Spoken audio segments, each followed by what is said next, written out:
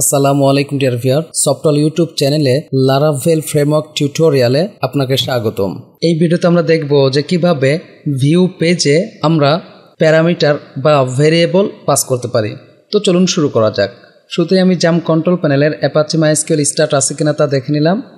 আমি আমার প্রজেক্টে ঢুকে, যে সফটওয়্যার নামক প্রজেক্ট ছিল, এখানে ঢুকে জাস্ট অ্যাড্রেস বারে ক্লিক করে সিএমডি টাইপ করে এখানে লিখলাম পিএইচপি আর্টিসান সার্ভ বলে আমরা আমাদের প্রজেক্টটি রান করে নিলাম। ওকে, এখন আমি সাবলাইম টেক্সট ওপেন করে, এই যে খেয়াল করুন, আমাদের রুটস জানি থাকে হচ্ছে রুটস ফোল্ডারের ভিতরে web.php-তে। তো পূর্বের ভিডিওতে আমরা কিভাবে ভিউয়ের ভিতরে বিভিন্ন পেজ তৈরি করা যায় সেই বিষয়টি আমরা দেখেছি। তো আমি এগুলো ডিলিট করে দিলাম। এখন আমরা বললাম রুট গেট, জাস্ট এখানে বললাম সফটওয়্যার কমা ফাংশন। ওকে, এই জায়গায় আমরা বললাম রিটার্ন ভিউ। ওকে, এখানে আমি বললাম পেজ, এরপরে কমা দিয়ে। তো এইটা হবে মূলত ভিউয়ের ভিতরে আমার একটি পেজ। তো আমরা আগে দেখে নেই, চলুন। আমি কন্ট্রোল এস দিলাম। এখন যদি সফটওয়্যার বলে রান দেই তাহলে আমরা একটু এরর দেখতে পাবো। লোকাল হোস্ট সফটওয়্যার, এই যে দেখুন এরর আসছে যে পেজ নট ফাউন্ড। তাহলে রিসোর্স ভিউজের ভিতরে আমাদের page dot blade dot PHP নামক একটি পেজ থাকতে হবে। তো আমি এখানে লিখলাম page dot blade dot PHP, control S save. এখন যদি রিলোড দিই তাহলে আমাদের এরর আর থাকবে না, এই যে দেখুন চলে আসছে। এখন এই জায়গায় ধরে নিন যে আমি এভাবে লিখলাম welcome to software YouTube channel. Okay, control S, এই যে দেখুন আমার লেখাটি চলে আসছে। ওকে, এখন আমরা চাচ্ছি এই পেজে ভেরিয়েবল পাস করতে এই ভিউয়ের মাধ্যমে। তাহলে এখানে কমা দিয়ে আমরা এরকম থার্ড ব্র্যাকেট নিব। তো থার্ড ব্র্যাকেটের ভিতরে আমরা এইভাবে, মূলত এটা হচ্ছে অ্যারে ভেরিয়েবল, অর্থাৎ অ্যারে নিব। এখানে আমরা বললাম এমএসজি, এরপর আমরা ইমপ্লাইজ দ্যাট দিয়ে এখানে বললাম সফটওয়্যার কমা দিয়ে, এইভাবে যতগুলো খুশি ততগুলো আমরা নিতে পারবো। এখানে বললাম এবিসি ইমপ্লাইজ দ্যাট, আমরা এখানে বললাম ইউটিউব চ্যানেল। তাহলে এক্ষেত্রে আমার এই এমএসজি হবে ভেরিয়েবল আর সফটওয়্যার হবে ভ্যালু। তাহলে এবিসি হবে আমার ভেরিয়েবল আর ইউটিউব চ্যানেল হবে আমার ভ্যালু।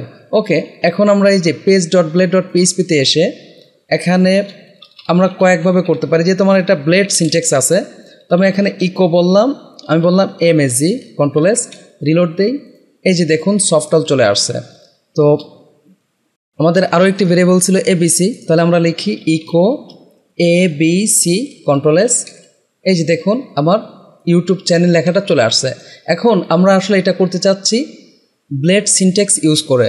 তো ব্লেড সিনট্যাক্সের সুবিধা হচ্ছে যে আমরা HTML এর ভিতরে, অর্থাৎ এই যে পিএইচপির ওপেনিং ক্লোজিং স্টার্ট না করেও আমরা ব্লেড সিনট্যাক্সে পিএইচপির কাজ করতে পারবো। তো সেটা কিভাবে, আমি ধরেন যে এই ভেরিয়েবলটা আমি এখানে রিলোড দেই, কন্ট্রোল এস, রিলোডে, যে দেখুন এখন আমরা চাচ্ছি এই ভেরিয়েবলটাকে কী করতে, প্রিন্ট করতে। তাহলে এখানে এসে আমরা বলবো এই যে এরকম কার্লি ব্র্যাকেট আমরা ইউজ করব।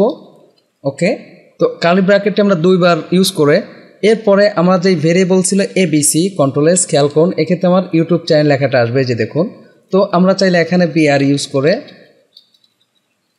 নিচে আবার বলতে পারি এই যে কী ছিল আমাদের আরেকটা এমএসজি, কন্ট্রোল এস, এই যে দেখুন আমাদের সফটওয়্যার লেখাটা চলে আসছে।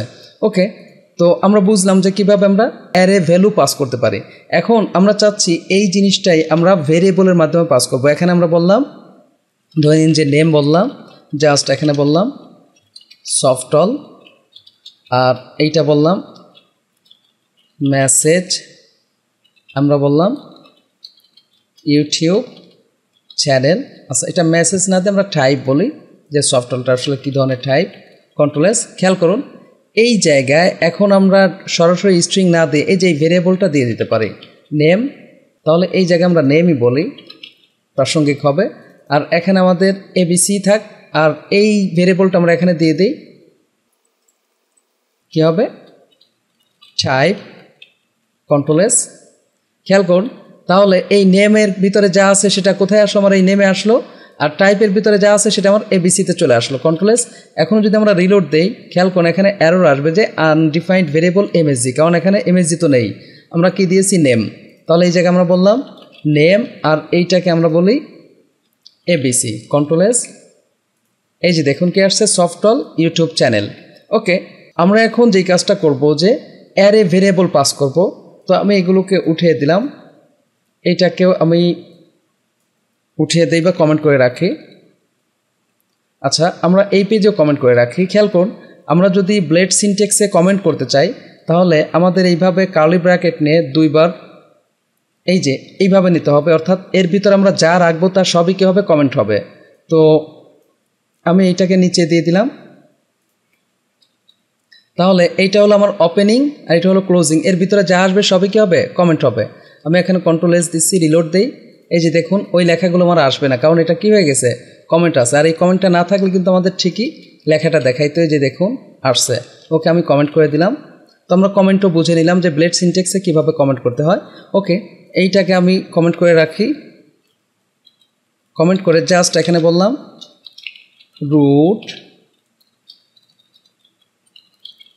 গেট, এই জায়গায় আমরা বললাম আবার সফটলি বলি কমা ফাংশন, জাস্ট এখানে ধরে নিন যে আমি বললাম ডাটা অ্যারে। ওকে, এই জায়গায় আমরা নিলাম জিহান,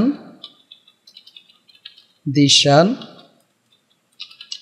কামাল। ওকে, 2 3 এভাবে ইচ্ছা মতো আমরা ভ্যালু নিয়ে নিতে পারি, অ্যারে ভ্যালু নিয়ে নিলাম। এখন আমরা কি করব, এই অ্যারে ভেরিয়েবলটা পাস করব আমাদের ভিউয়ের ভিতরে। তাহলে আমরা কি বলি, রিটার্ন ভিউ। এখানে আমরা বললাম এবিসি কমা, এরপরে এই জায়গায় আমরা একটা ভেরিয়েবল নিব। আমরা এই সেম নামে দিলেও কোনো সমস্যা নেই, সাপোজ আমি ডি দিয়ে দিলাম, ইমপ্লাইজ দ্যাট। এরপর কি বললাম, ডাটা। তাহলে এই অ্যারে ভেরিয়েবলটা কিসের মধ্যে আসলো, ডির মধ্যে চলে আসলো। আর এবিসিটা আমার কী হবে বলুন তো, ভিউয়ের ভিতরে একটি পেজ থাকতে হবে। তাহলে আমি একটি পেজ তৈরি করি, নাম বললাম ABC dot blade dot BSP, control S, save.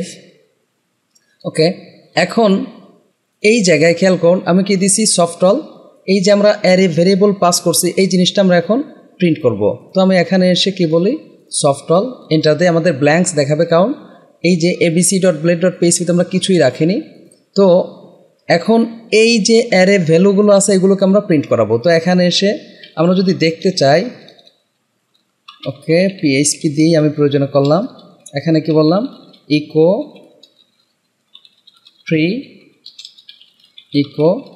Free, আমরা এখানে বললাম প্রিন্টার, জাস্ট এই জায়গা আমরা ডি বলে দিলাম, কন্ট্রোল এস। এই যে দেখুন রিলোড দিচ্ছি, এই যে আমার অ্যারে ভেরিয়েবলটা চলে আসছে। এখন একে আমরা প্রিন্ট করাতে চাচ্ছি ব্লেড সিনট্যাক্সের মাধ্যমে। তার জন্য আমরা এখানে বলবো, ধরেন যে আমি এখানে বলি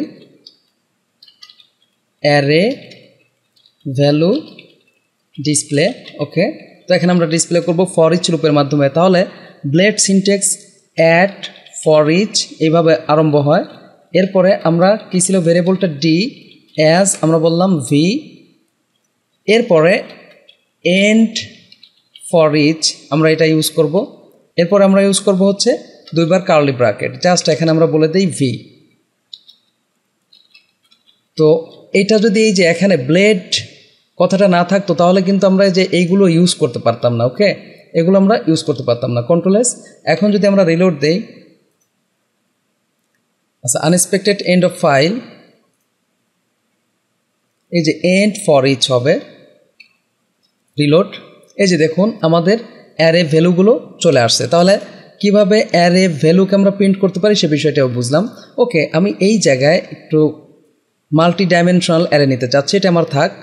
আমি আরও একটি অ্যারে নিচ্ছি, ধরে নিন যে আমি বললাম ডাটা টু অ্যাসাইন, জাস্ট এখানে আমি বলি ওকে 0, আমি বললাম নেম অ্যাসাইন, আমি বললাম দিশান আহমেদ। ওকে, কমা, তারপরে এখানে আমি বললাম ফোন অ্যাসাইন, আমরা যে কোনো কিছু দিয়ে দেই, কমা, তারপরে ধরে নিন যে আমি বললাম ক্লাস বললাম কেজি। এরপরে আরও একটি অ্যারে ভ্যালু নেই, তাহলে এক্ষেত্রে আমাদের কমা দিতে হবে। এখানে আমরা বললাম 1 implies that.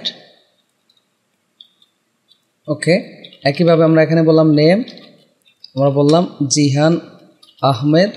Okay, comma, just phone দিলাম, ইচ্ছা মতো একটা কিছু নিলাম, কন্ট্রোল এস। তাহলে এই জায়গায় আমি কমা দিয়ে কি করব, আরেকটি ভেরিয়েবল নেই। সাপোজ আমি এখানে বললাম ডাটা, এরপরে ইমপ্লাইজ দ্যাট দিয়ে কী দিব, এই যে ডাটা 2 কন্ট্রোল এস। তো এক্ষেত্রে এই ডাটা 2 এর ভেরিয়েবলগুলো, আচ্ছা এই জায়গায় কিন্তু আমাদের সেমিকোলন দিতে হবে। ভ্যালুগুলো কি হবে, এই ডাটার ভিতরে অ্যারে হিসাবে আসবে। আর এটা আমরা কি করছি, মাল্টি ডাইমেনশনাল অ্যারে ইউজ করছি। তো এখানে এসে তাহলে আমরা কি বলি, ধরে নিন যে আমি নিচে এসে বললাম কন্ট্রোল ভি, আর এখানে বলি multi dimensional array value display. Just এই জিনিসটা আমরা এখানে দিয়ে দেই কন্ট্রোল সি, কন্ট্রোল ভি। এখানে কি বলবো বলুন তো, আমাদের ভেরিয়েবলের নাম এই যে এইটা। আচ্ছা, এইটা আমি ডাটা না দিয়ে অন্য নাম দিই, আমি বললাম এবিসি। তাহলে আমাদের এই এখানে কি হিসাবে আসবে, এবিসি হিসাবে আসবে। আমরা বললাম এবিসি।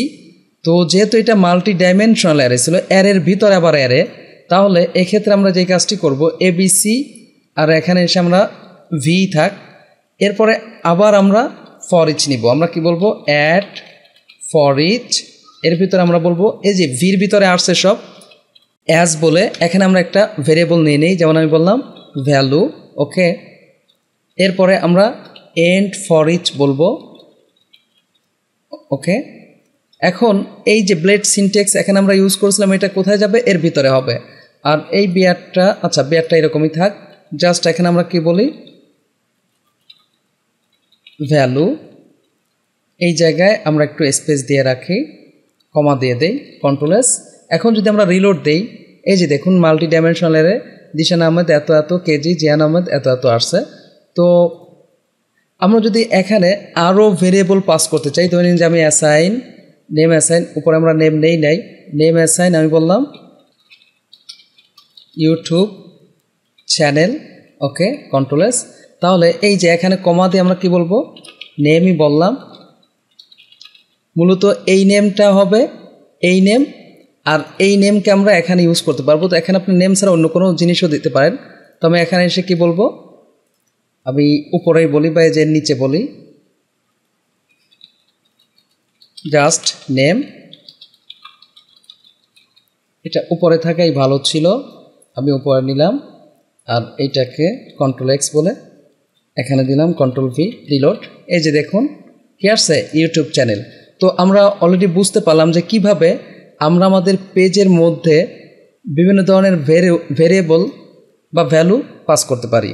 সামনের ভিডিওতে আমরা দেখব যে কিভাবে নেম রুট তৈরি করতে হয় এবং নেম রুটকে কিভাবে ইউজ করতে হয়।